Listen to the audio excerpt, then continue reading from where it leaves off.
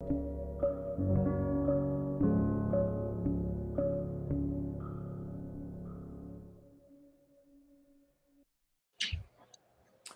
good morning, everybody. Welcome to another key conversation on mental health. We are excited to be here today. It feels like our last conversation was last Wednesday with Logan Mallory. And then I went on vacation and Amelia went on vacation, which was really great. And it turns out that our next conversation is about going on vacation. So this is like the perfect time to have Rilee Buttars on with us to talk about the need for PTO. Now, before we get into this conversation, let me just go ahead and do some house cleaning. May is Mental Health Awareness Month. We are super excited to be hosting a number of conversations throughout the month of May on key components of mental health.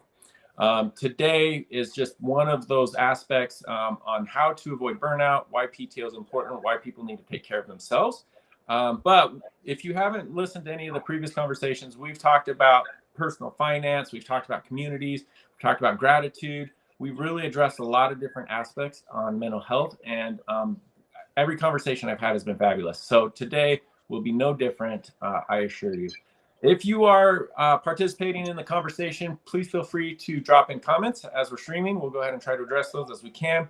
Use the hashtag Mental Health Awareness Month or prioritize mental health as we get going. And yeah, so today, as I mentioned, we're going to be talking about PTO and the need for PTO and why breaking away is really important for you. And with us, we have Amelia Wilcox, CEO of Nivati. Thank you, Amelia, for joining us. And then we also have Rilee Buttars, who is CEO and founder of Dónde at godonde.com, right?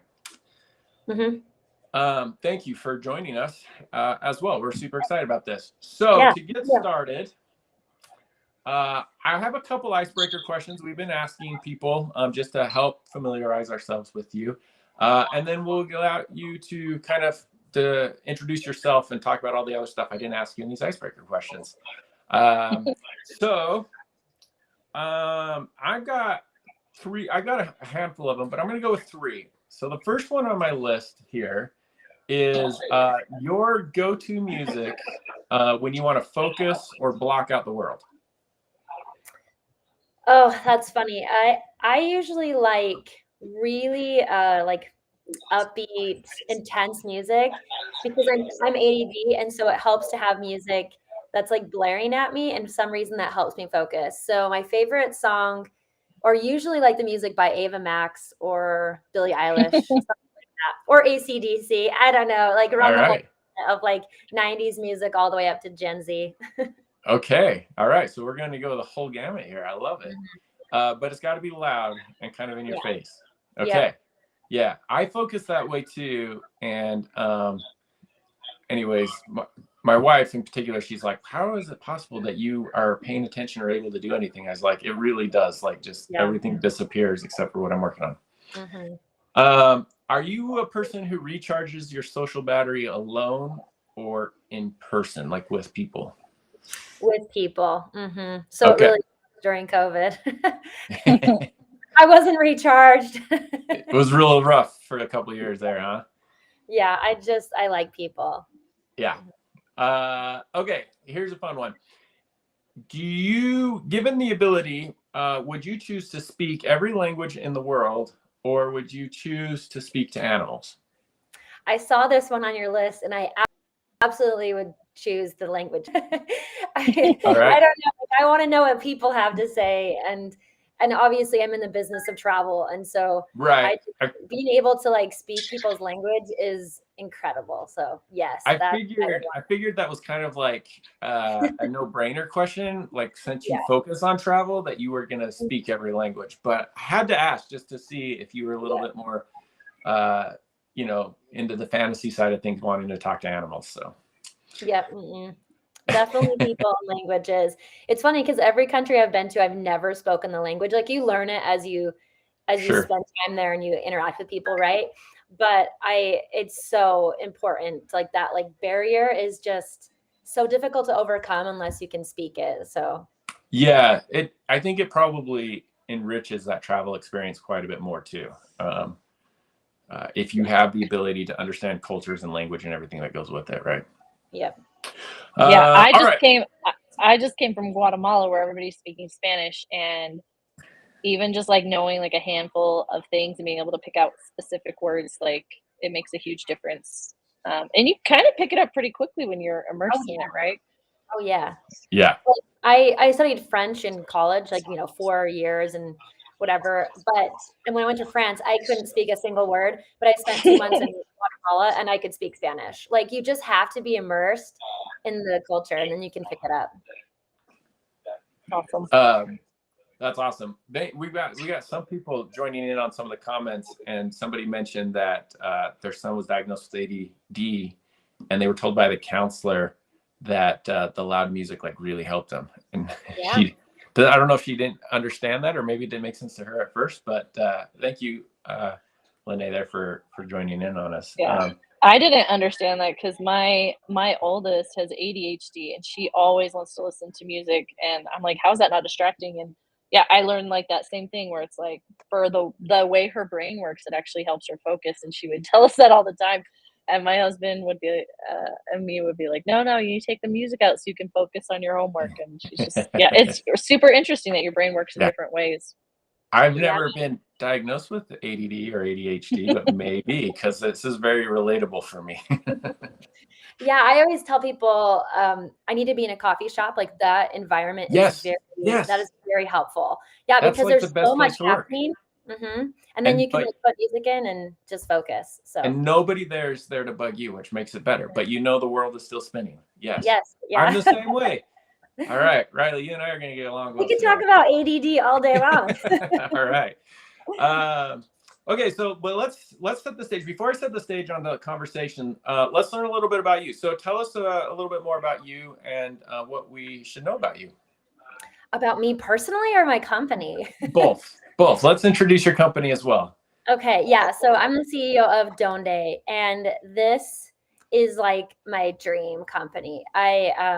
I traveled a lot during my undergrad and master's and realized that the world is beautiful, and that if we travel and if we have immersion and exposure to other people that are different and that think differently than us, then we learn a sense of empathy and the ability to connect with people on a level and scale that you could never do if you didn't travel. And so for me, I just feel very passionate about the ability to get outside of our comfort zone and to connect with people. And so when, my husband and I sat down a few years ago and we said, we don't want to do advertising for the rest of our lives. What should we do? And I said, I want to do something in travel. Like, this is something that's so pivotal to who I've become and the things that I've learned, that I want to help people do it. And so we started Donde with that premise, the idea that I believe travel can change the world. It can make us better people. And I want to make it more accessible. And so we went and did a ton of research into all the reasons as to why people can't travel and the benefits of travel. And really came down to this idea that people can't afford to take time off and don't get the permission to take time off. And so they don't do it. And if they don't have time off, then they're not getting outside of their everyday life and disconnecting. So that's the mission of Donde, what stands kind of behind it and the reason why we built it. And then the mechanisms of it is just to really focus in on reducing the cost of taking time off, taking good time off. Let's add that caveat in there, and then getting permission to be able to do it. So that's what Donde does. And we've been in market for a year. And, it's really difficult to build a startup, but I'm just so excited to be here. We have really great customers, and, we just raised some money. And so we have a lot of work ahead, but I think we're going to hopefully be able to do this and offer it to people. So super exciting. That's awesome. All right. And Amelia, we're glad to have you back with us as always. Give us a little bit about yourself, introduce yourself and Nivati as well. Yeah, so I am the founder and CEO here at Nivati. We actually originally started as an on-site corporate massage company doing massage programs and events for businesses. So we've actually been working in the wellness space, corporate wellness, for 12 years now. COVID hit, we were annihilated. We found ourselves trying to solve a new problem around employee mental health in a way that we could do it virtually because there's just so much need. And that need has only grown and grown. And now we serve clients in kind of a holistic mental health capacity. And that's been up and running for like 2 years and grown really fast. We also just closed some funding as well, which is exciting. So we're just getting ready to really like improve our product and offering and find just better ways to serve our clients right now. So I'm super excited. But I have a question for Rilee though, if I'm allowed to break from agenda. Obviously, go for it. One of the things I like think about all the time. So like I said, I just got back from Guatemala. So I went, just me and my husband, to my sister's wedding down there with my mom and my dad and my stepdad and my other sister. And anyway, you talked about, Rilee, you talked about good time off, right? And I would be curious to hear like your thoughts behind like the difference between like trips and vacations, right? So like I'm always like, oh, if it's like a trip, it's exhausting and you're there usually with family and there's like family dynamics and emotions and like, or if you have your kids with you, you're like trying to control them and make sure that there's food that they like even the idea of like taking my kids to Guatemala, I'm like, I don't know that we ever will because just the complaining about the food and like things that are different and scary. Anyway, I don't know if there's any like research behind that, but I just think there are like certain types of trips where it's like me and my husband lying on a beach for a week and I come back refreshed and recharged and excited, or trips where it's like we're getting from point A to point B to do something with family and you come back and you're like, oh my gosh, I am exhausted. You know, I've only slept 5 hours for like the last week. So is there data behind that or how do you guys think about that since you're in travel?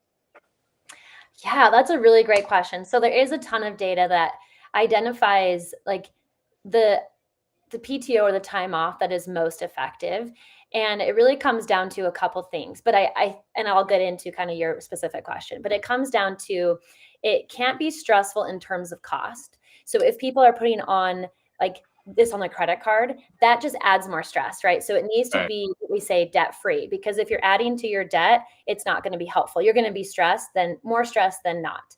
It also needs to be well planned. So that's kind of what you're indicating. If you have this plan and you get there and everything falls apart, then that adds to your stress. Or if you don't have a plan and you're just like, I don't know what I'm doing here. Or if you have all these high expectations, but you have no idea how to make them a reality, then that adds to a lot of the stress. So it has to be well planned, debt-free. It needs to be away from home. So this isn't something that Donde made up. This is research that came out of Harvard and a couple of journals that have published this type of research. But it needs to be away from home, because when you're at home, you're in the noise of your life. And so you're not able to fully disconnect or even really expand your mind. So having not a staycation, but just like being at home, like taking a day off and doing your appointments or hanging out with your kids, that's not really going to derive the type of benefits that you'd want. And then the other thing is just that you need to have the permission to go, because if you feel like your work is going to replace you, or if you're going to come home and there's going to be more work on your plate because you took time off, that doesn't help. So your workload needs to be manageable to the time that you're taking off. And so when it comes to kind of the types of vacations or trips, there is a difference between travel, trips, and vacations, and they all are very different. But people define them in different ways. So some people might say a vacation is without your kids on a beach, really relaxing. Some people think a vacation is hiking. Yeah, no, me too. And I think if you have kids, great. that is what you want, right? Yeah. But some people they want adventure. They're just like, I want to go. If I'm taking this time off, I want to see as much as I possibly can, because this is my one trip for the year. And so it just depends on what type of traveler you are or the persona that you have. And I think that it's okay. Like however you want to travel, that's great. You do it. And then travel to most people is considered like going far away to Nepal or Guatemala and having this really immersive cultural experience that you wouldn't get just driving to St. George if you're in Utah or something like that, right? So I don't think that we really say, there's not a lot of research that says it has to be a beach vacation. It depends on what recharges you, which is different for everybody, but it just needs to be disconnected, stress-free in terms of debt, well-planned, and away from home. Those are key indicators of what makes a good vacation. Right. I would imagine though that when you are traveling with different travel personas, we could call them, that adds to the stress. That doesn't make it stress free. Like if I'm a person that wants to go, and then I'm traveling with somebody who just wants to like be real lazy about it, which I have traveled with these people. It's frustrating and it's not stressful. And Amelia, I think that's what you were saying. Like traveling with your kids, it's not the same travel experience as if it was like maybe you and your husband, right? Like, so it adds to the stress and makes it less relaxing. So well, it's interesting too, like for people that have kids, right? They might say that Disneyland is not their idea of a good vacation, but still going to Disneyland with their kids is incredible, right? Like it might be stressful. Your kids are crying. It's horrible. Like, you go on this ride and your kids are excited. You're like, oh, that's an amazing memory. I'm going to, lodge that away. And so I think even those moments that are really stressful with your kids, because kids are just stressful. Yes, it's still memorable. It's still important. So. I definitely like lose on dad points with my lack of Disney enthusiasm. That is for sure.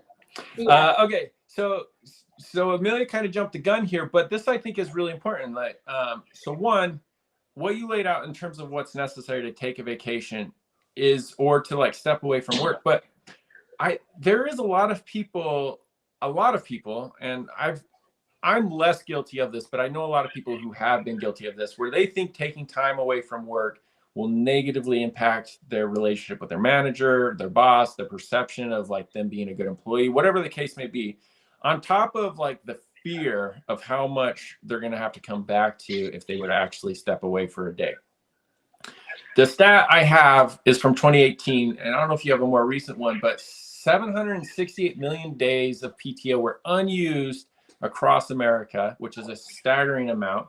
But what I found actually even more interesting is like the 2015, 2014 range is like when PTO usage was like at an all-time low. Like we as Americans are using less and less PTO every year.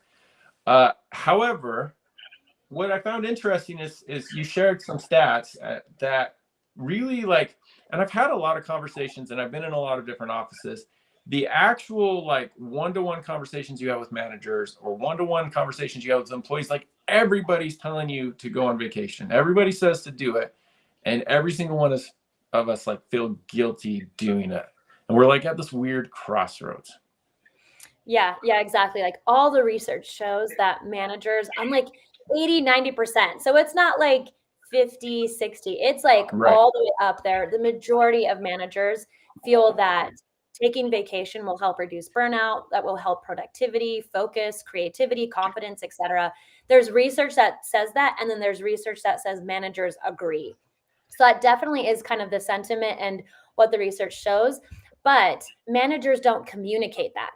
So there's a barrier between what they actually think, what they know to be true, and how they interact with their employees in reality. So if you don't see your manager taking time off, then that immediately communicates to you that you don't have the permission to do it because he or she is not doing it, right? Or if like they don't approve time off requests and you hear that over and over, oh, that person got denied, or there are blackout days. And so that's really great. That's how a business runs, but it just continually reinforces this idea that PTO isn't prioritized or that it's not encouraged. And so your employee doesn't feel like they can actually do that. So we talk about permission and empowerment, because even though you might set a PTO policy, that does not mean that your employees are empowered to take time off or feel that they can. And so it's a huge thing in culture. But like the research shows that if you take time off, you are happier and therefore producing better results. If you're more productive, you can focus. But it also shows that those that take time off have better likelihood of getting promoted, of having a career change, and getting higher salaries. So there's this correlation between taking time off and those that are succeeding in their careers versus those that are not. And it's primarily likely to the fact that the people that aren't taking time off are burned out and they're not producing the way that they should. So it's a performance thing. Yeah. It really is. So I stole this quote, which I did want to share because I really like this quote, but we talked about this book last week if you watched our conversation on gratitude. But Sean Archer, who wrote the book, The Happiness Advantage, he talks about the greatest advantage that a modern economy has, and I guess a company in that matter, is a positive and engaged brain. And so to truly be engaged at work, the brain needs periodic breaks to gain fresh perspective and energy, right? And I thought that was really fascinating. The greatest competitive advantage is an engaged brain. And what's required for a brain to stay engaged and not burn out is actually taking that time to have breaks. So Amelia, I want to go to you real quick on this one.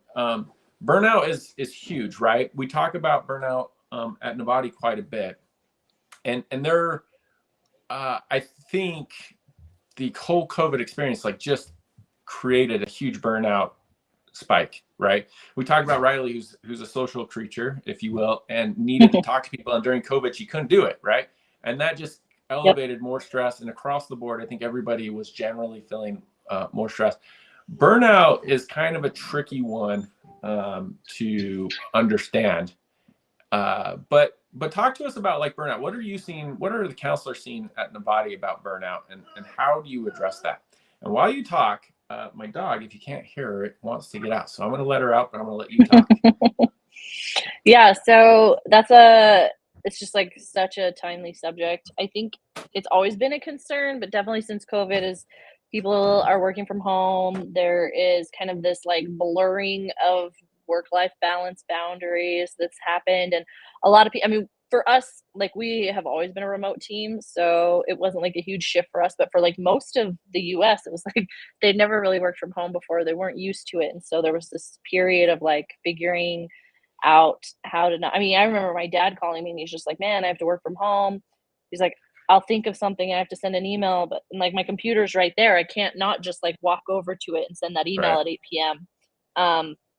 So there's an element of that I think occurred for probably 6 to 12 months, where people are just trying to figure out how to work in this new normal at home. Some people have come back to the office, but a lot of companies have adopted kind of this hybrid approach.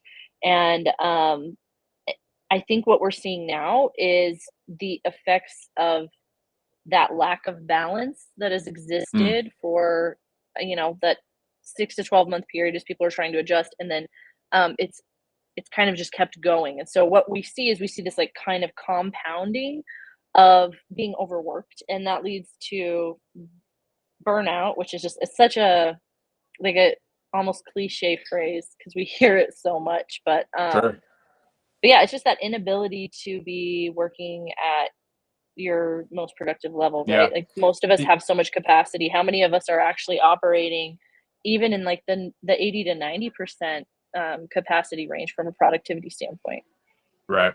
And you, I think, said something key there, the boundary setting, right? Like that's what I think has really caused a lot of problems in the recent couple of years with the shift in work culture as a whole. But that's always been, I think, an issue is setting that particular boundary. Rilee, I'm going to read a quote. You wrote this quote. I took it off one of your last time you spoke or whatever, but I found it really fascinating. And so I'm going to read a quote back to you that you said to people. So a little odd in that regard, but it's really smart. I think what you said here. All right. You said existing solutions to employee burnout assumes the problem stems from work experience itself, but they're missing the bigger picture, right? Like people aren't necessarily burned out because of what's happening in the office.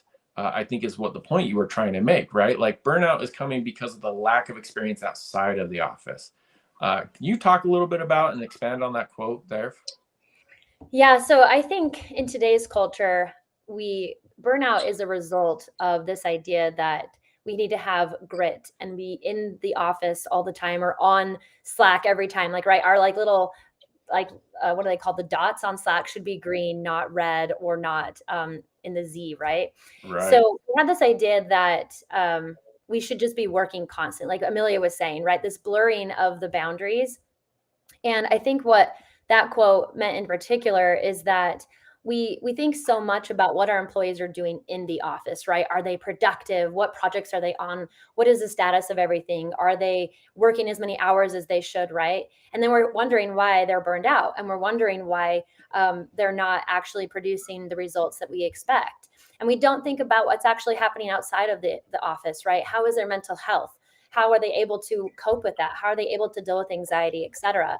And then we also don't think about, okay, so like, what are they doing to get out of the office? What are they doing to take a break, to actually be able to remove themselves from the grind and to reset and to recharge? So that's what Donde has, this mantra that we say, better time off means better time on, meaning that you can't have good time in the office or online on Zoom unless you're actually able to stop being in the office, being on Zoom, and being online. You have to be able to take a break. And so that's what Donde is all about. Yeah. I love it. And it really feels like you said, you have to remind me, the first one you said was permission. Like, you guys promote having permission to go on vacations, like, super key. And what was the other one you mentioned? Debt-free, planned, away from home. Yeah, debt-free, away from home, permission, and then having the plan, right?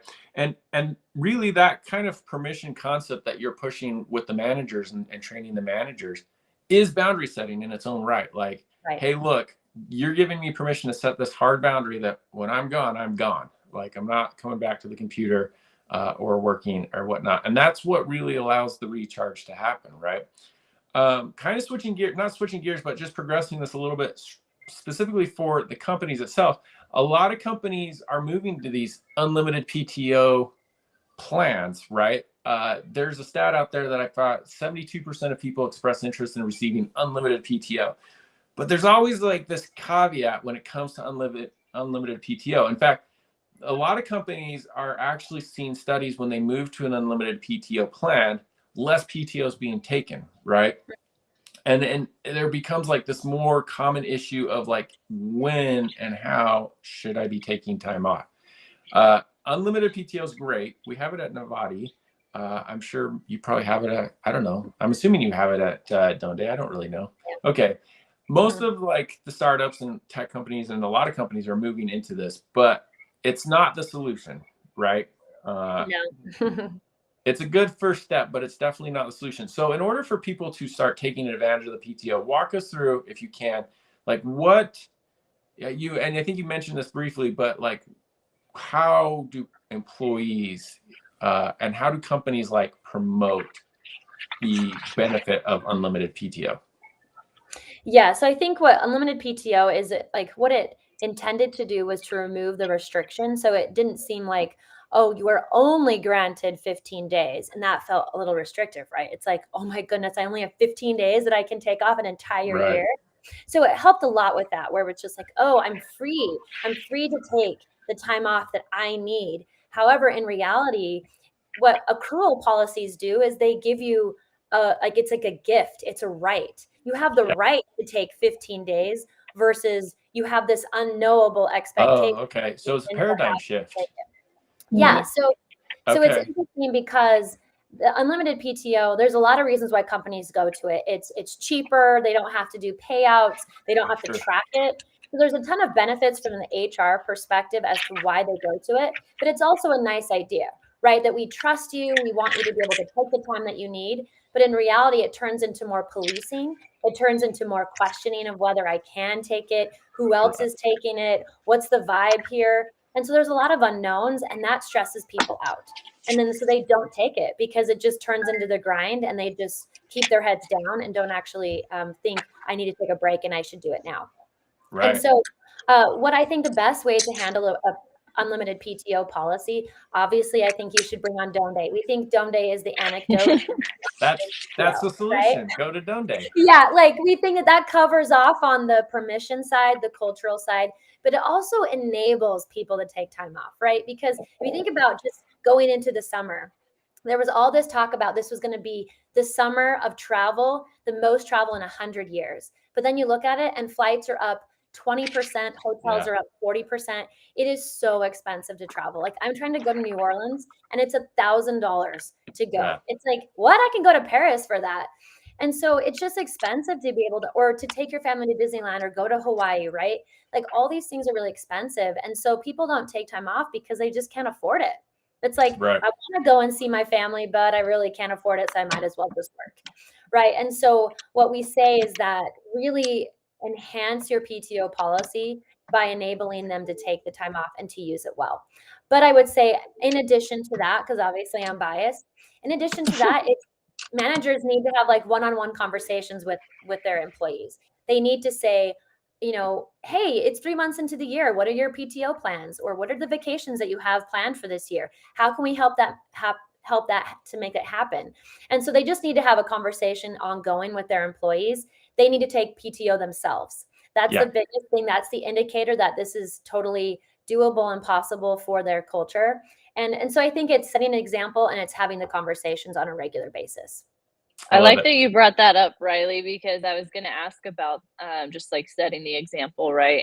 And that whole idea of giving people permission to use their time off has to come from the top down, right? Like that visibility. I mean, in a startup like ours, where we have like 25 employees, it's like making sure that your team sees that, like, as the CEO, you're taking time off, and that the rest of the executives taking time off, and then they feel like they have permission to take time off at every level of the organization. But if they just see the leaders like go all the time, and they're always in office and always available, and they're never going anywhere, then like what message is that sending to the rest of the team? It's like, well, they're going to follow suit with what they see leadership doing, and they're going to think that's what they have permission to do. So I think exactly what you said, like talking about it. And I just, in my one-on-ones yesterday, I did ask my reports, like, what do you have planned this summer? Vacations are you going on, right? Like, we're going to vacation season, and I love to travel too, so it comes up naturally for me. But I think definitely teaching managers to like ask those questions, that is going to continually send that message to the employee that, like, oh, this is something I should be doing. I have permission to do it. But I think it's kind of like talking to people about mental health. It's like you have to keep sending the same message over and over and over again consistently for people to really receive it. Yeah, and you have to do the same manager training as well when having conversations on mental health, right? So train the managers on how to have a conversation about PTO, and train the managers on how to have a conversation about mental health. I think that's what we got here. And I think a part of that is managers need to know that those are important to productivity, right? They might say, oh, we're going to do unlimited PTO. Yeah. We want people to take time off, or, you know, like, or do I really need to pay for mental health services for my employees? Like, is that really going to move the needle? And it's like, absolutely, it does. And so I think managers need to be more engaged with the employee experience and what's important to it and what actually improves it. So they need to take on that responsibility to learn it. Yeah, I think that's really important. So key takeaways from today's conversation that I've got is, one, training the managers to, one, go on vacation. You have to train them to go on vacation, take it. But two, everybody believes vacation is important. I think everybody understands the benefit of having that vacation. It's necessary to reduce burnout, right? And in order to have a good conversation or a good vacation or travel or trip, you really need to kind of step away multiple days. I'm notorious for taking just like a random Friday off to get my yard work done, right? Like, but that doesn't count. Nope. It's good, but it doesn't count. It does alleviate some stress. I like it when my yard looks a little bit better, but it doesn't count. All right, multiple days away from home. Let's see, I've got the notes right here. Plus, you have to plan it. And I thought that was key in everything that was said as I was preparing for this conversation. Like, don't go on vacation that's going to add to your stress. Yeah. Right? Like, you need to plan it, because plans reduce stress. Don't make it financially stressful. We talked about that a couple of weeks ago. Financial stress is just as bad, right? And I thought that was key. Like, if you can't take the vacation to reduce the stress, and if it's going to complicate it and add to the stress, like, readjust your plans maybe. Yeah. Thank you so much for taking some time today with us. Fabulous conversation. Rilee, can you just give us a little bit, where can we learn more about Donde and follow up with you if we need to improve our vacationing options at work? Yes, we would love that. So our website is godonde.com. So our name is Donde, but our website is godonde.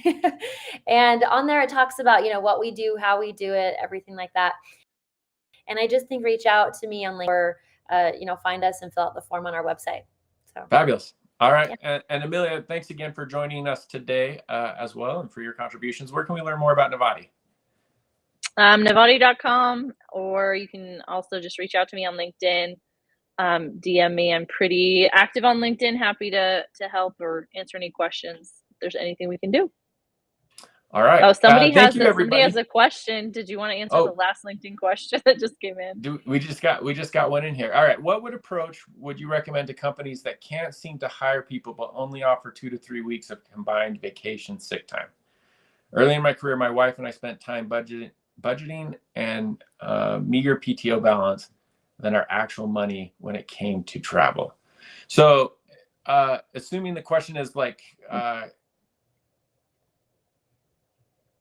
I'm assuming it's a recruiting based question when you're not offering unlimited PTO. Is that right? Yeah. So I definitely don't prescribe to think that unlimited PTO is the best policy. So the research shows that all you need is 8 days of vacation, like consecutive 8 days, to have the impact of a good vacation. And so what we say to companies is just allow your employees to take one good 8-day vacation a year. Help pay for it, help make sure that they are able to offset all of their workload and just focus on a wonderful time away from the office. And so that's what we promote. It's like, you don't need to have unlimited, you don't need to have a sabbatical. Like, that stuff is very difficult for companies to actually organize and to cover when someone's out of the office for that long. It doesn't need to be 3 weeks. It needs to be 8 days. So take off on a Thursday. Number. What? That's the magic number, 8 days. That's the magic number. Yep. Okay. Every research shows that it's 8 days. So I had a friend that said the perfect vacation is Thursday to Thursday. So you're jumping in, it's a Friday. You're like, everyone's off, everyone's chill. I'm chill. We're good. And then you come back on a Thursday. So you have Friday to kind of get back into the mode, all weekend to like resettle into your life, and you're back at it. Yeah. Right. So that's like the perfect vacation. I'm redoing all my summer plans now. 8 days, Thursday to Thursday. Yeah, it's like the perfect. I'm going to write a whole article about it. But to the question on just like, it is like really stressful to kind of manage sick time and paid time off if you're only really granted 2 or 3 weeks. But I just want to communicate that just even, a break 8 days, right? That fits into the 2-week vacation time, right? Reserve 7 days for sick if that's your policy, but then take that 8-day vacation, go to Hawaii, go to your grandma's 90th birthday, who knows? But and we had Skylar ask 8 days, business days or including weekends, and it sounds like it's including weekends. Yep, just 8 consecutive days away. Every company can afford you to be gone for 5 days. Yeah, right. You deserve it. Business days. I think that's really great, actually, in understanding. And one of the things I was going to say as you were talking is like, I would have to say the benefit of unlimited PTO is it does make me nervous, because when they lump in sick days, like a dedicated amount of sick days versus vacation days, I don't generally get sick too much, but you never know. Like, you feel like you have to be prepared for emergency purposes. Like, those days have to be set aside for emergency purposes and not for vacation purposes. Where when it's unlimited PTO, I feel a little bit more flexible if I add a sick day, whatever the case may come in. So going back to your mindset, that paradigm shift of what the difference is between dedicated days versus unlimited PTO, like, that's one thing that I've had in the back of my head.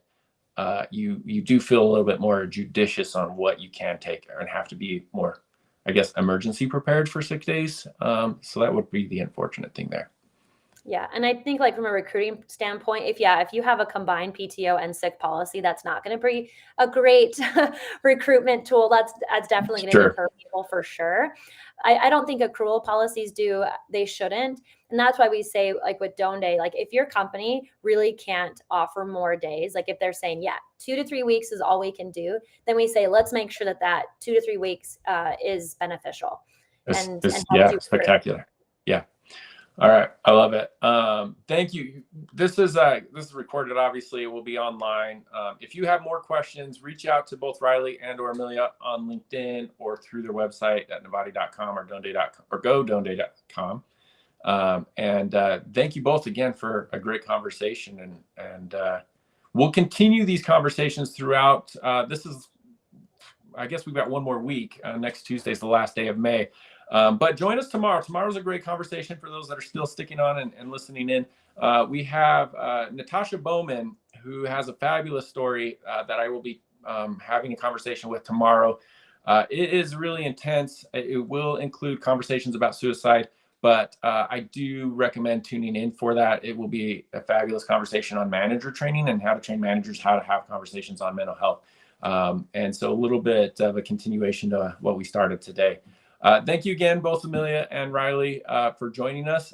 And we look forward to continuing the conversation on mental health throughout the month of May. Thank you all. Thank you.